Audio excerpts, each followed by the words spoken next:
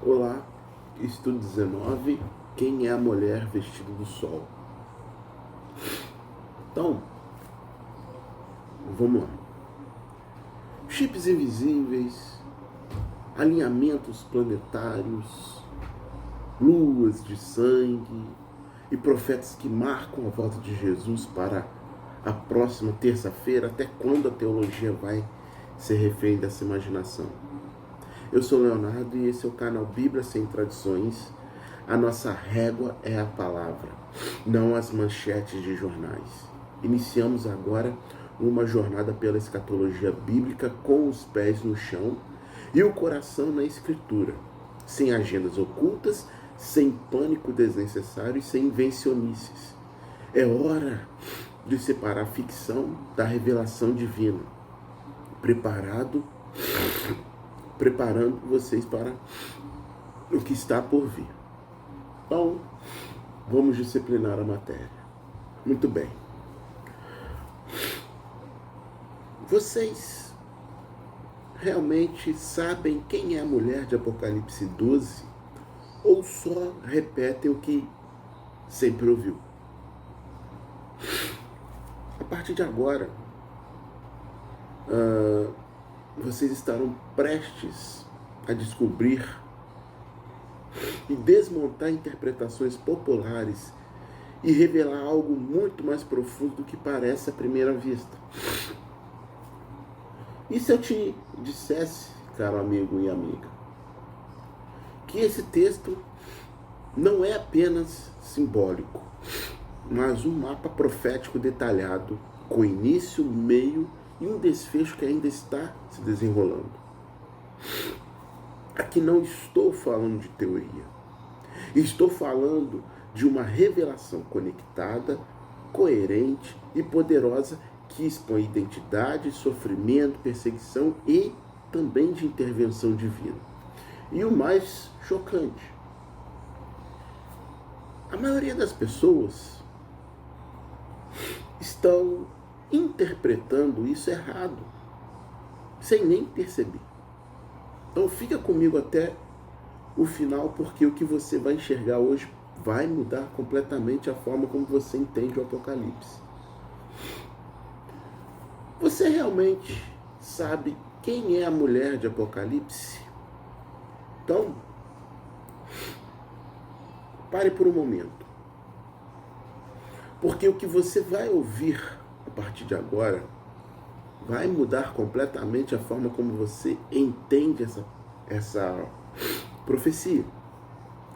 Nesse trecho bíblico, não estamos, melhor falando, diante de um símbolo qualquer. Estamos diante de uma revelação completa e detalhada sobre essa mulher misteriosa.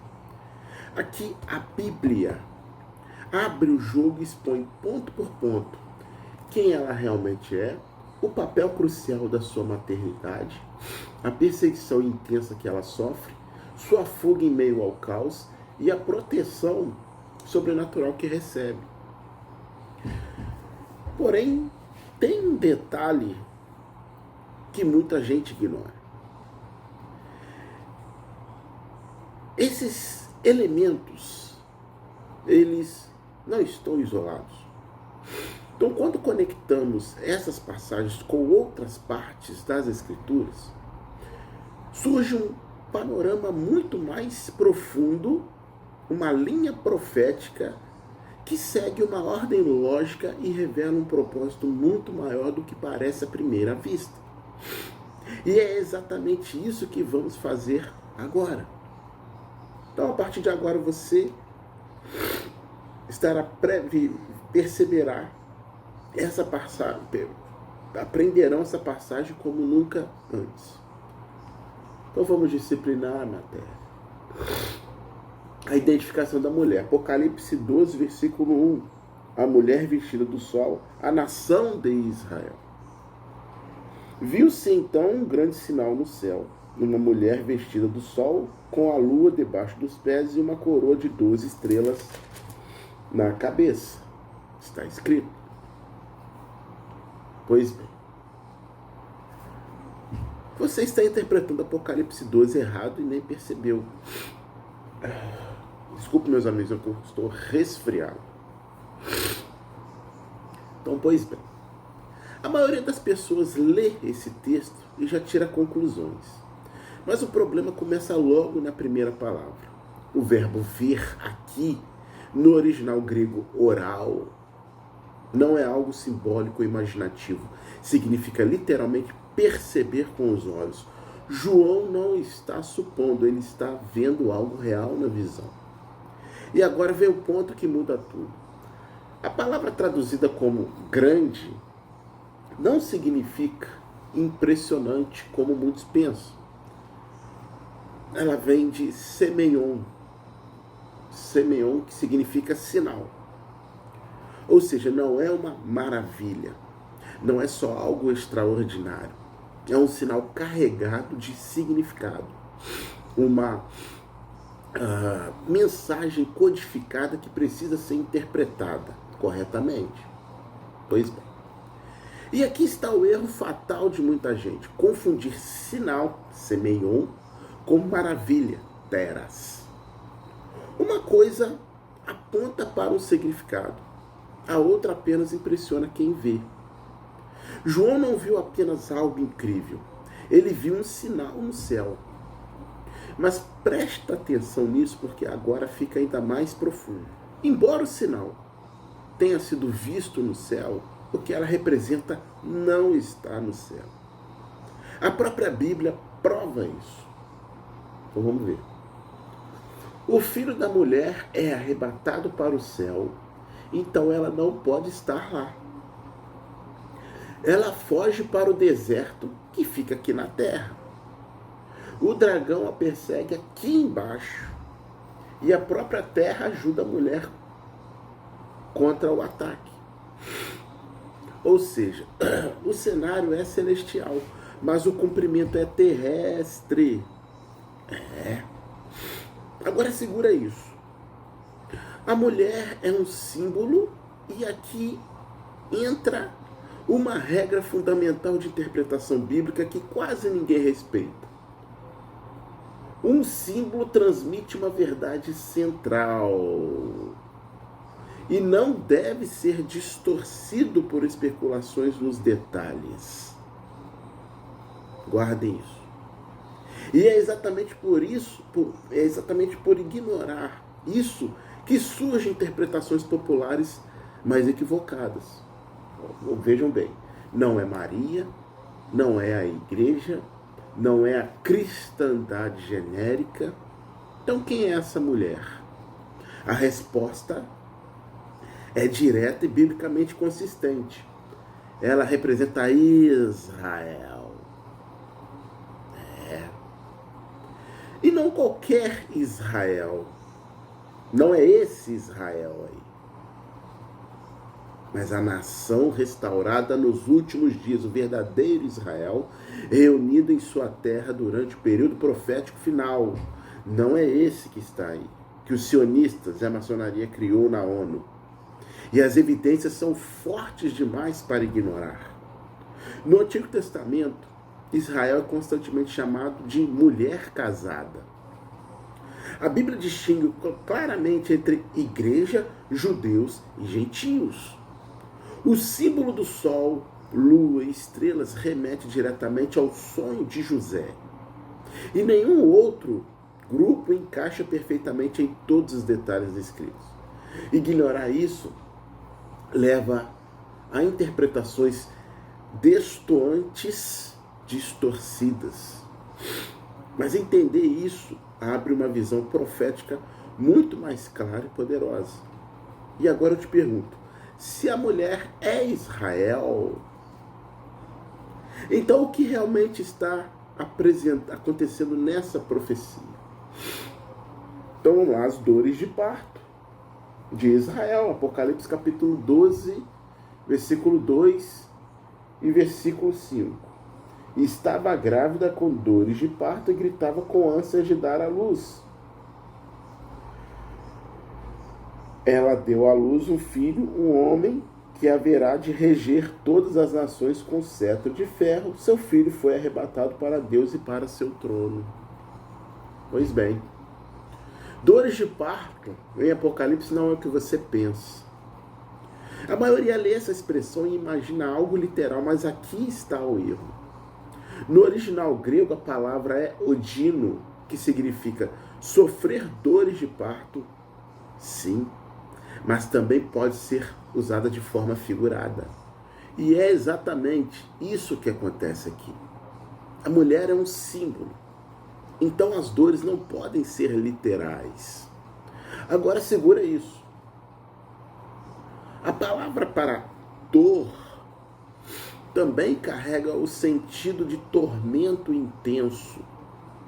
O mesmo tipo de sofrimento descrito em outras passagens de Juízo. Ou seja, não estamos falando de um parto físico. Estamos falando de um período de angústia extrema. E quando você conecta isso com o restante da Bíblia, tudo começa a fazer sentido. Israel já passou por essas dores antes.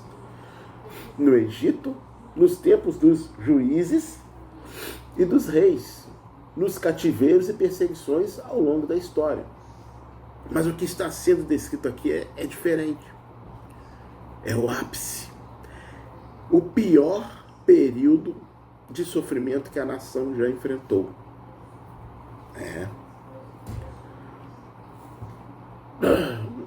Então, nós temos um verdadeiro trabalho de parto profético que acontece durante a chamada 70ª semana. E agora vem a parte mais impactante. Esse sofrimento tem dois resultados diretos. O primeiro resultado: no meio desse caos surge o filho varão. O outro, um livramento acontece no momento mais crítico. Então, quando tudo parece perdido, quando a perseguição atinge o nível máximo, algo inesperado acontece e interrompe o plano de destruição. O segundo resultado: no final desse período vem a libertação completa de Israel. A libertação completa. Depois de toda angústia, perseguição e pressão, há uma virada dramática. O cenário muda, o inimigo é derrotado, e aquilo que parecia destruição se transforma em restauração. E aqui está o ponto que muita gente ignora. Essas dores não são o fim, são o processo. Um processo que leva ao livramento, um processo que culmina em transformação, um processo que prepara algo muito maior. E agora a pergunta que fica se essas dores fazem parte de um plano, o que exatamente está sendo gerado no meio desse sofrimento? Então vamos ler Apocalipse capítulo 2, versículo 6 e o versículo 13 a 16, a perseguição, fuga e proteção da mulher. E a mulher fugiu para o deserto, onde já tinha lugar preparado por Deus para que ali fosse alimentado durante 1260 dias, não é 1260 anos, está escrito dias.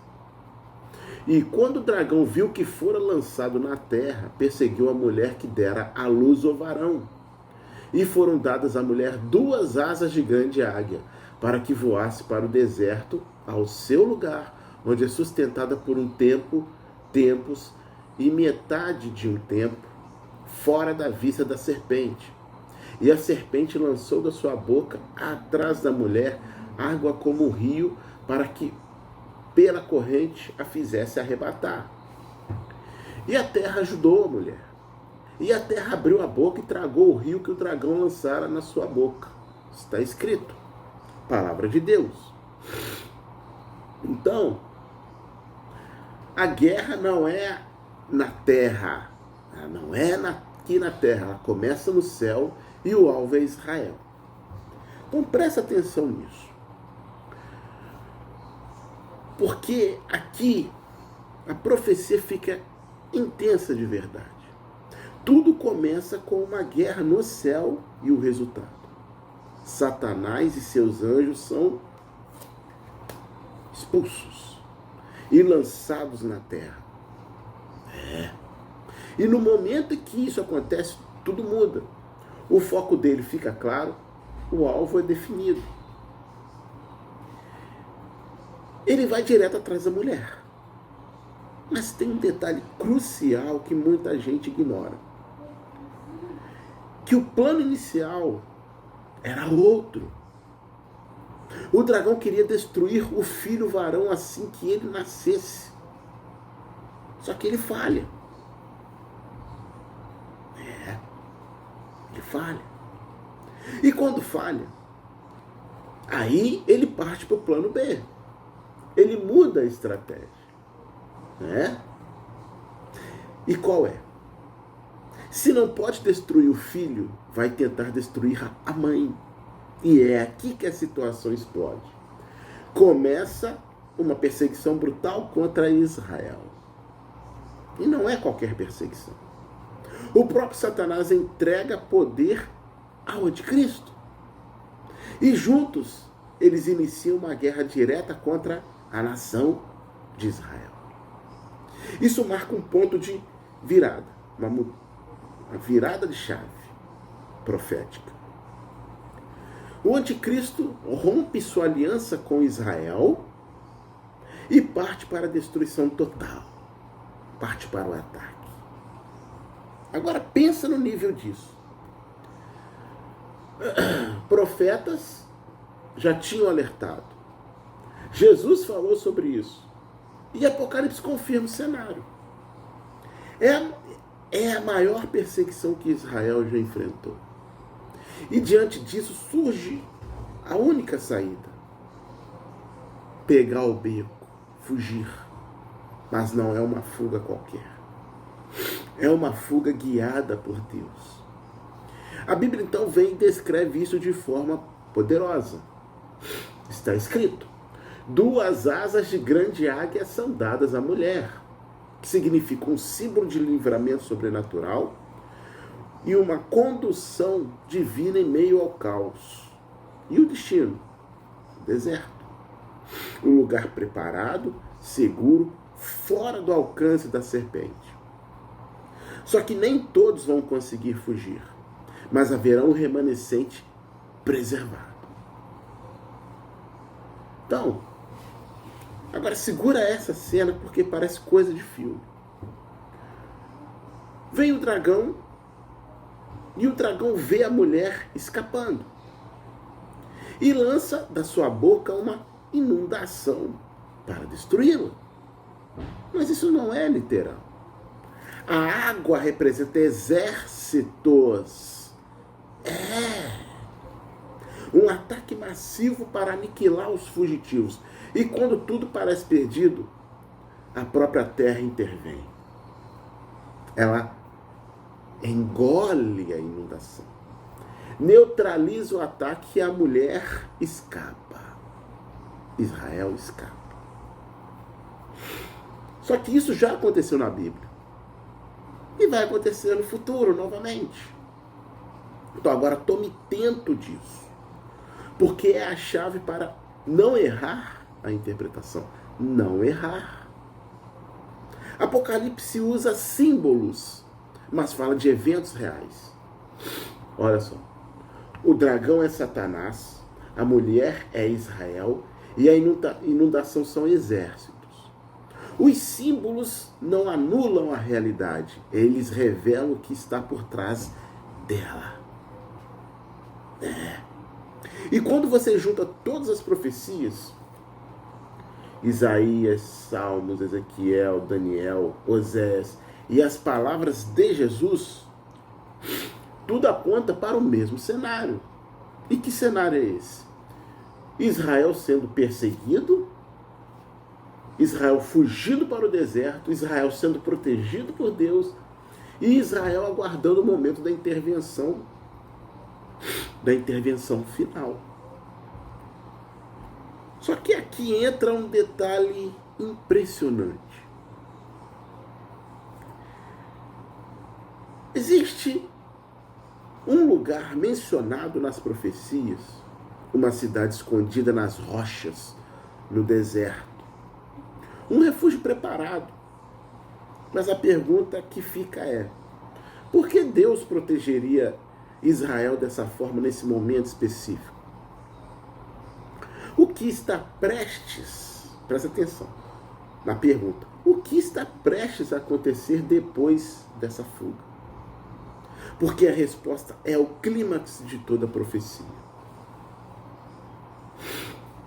Tá certo, meus amigos? Então, para concluir esse assunto, tudo se conecta. A mulher, as dores, a perseguição, a fuga, a proteção, nada está solto ou aleatório. Existe uma linha profética clara, um plano em andamento onde o sofrimento não é o fim, porém mas sim é o processo que conduz ao livramento. Então, o que parecia causa revela propósito. O que parecia destruição aponta para a restauração. E no centro de tudo isso está uma verdade que não pode ser ignorada. Deus não perde o controle dos eventos finais. Ele conduz cada detalhe até o clímax final. E a grande pergunta agora não é mais quem é a mulher, mas se você está preparado para entender o que vem depois. Então, se prepare para os próximos estudos. Se esse conteúdo abriu sua mente de alguma forma, você não pode parar por aqui. Curta esse vídeo para que mais pessoas tenham acesso à revelação. Compartilhe com alguém que precisa aprender e também enxergar isso com mais clareza. E se você quer continuar mergulhando em interpretações bíblicas profundas sem distorções, se inscreva agora no canal, porque o próximo vídeo responderá exatamente a pergunta que ficou na sua mente. Tá certo, meus amigos? Eu concluo esse estudo de hoje. Me perdoe porque eu estou resfriado, mas graças a Deus deu para apresentar o estudo. Eu peguei o resfriado brabo aí, mas não podemos parar. Se dá para trabalhar para Deus, vamos continuar. Tá certo? Então, eu lhes desejo o melhor para você e para os seus, e até um próximo estudo, se Deus quiser. Valeu!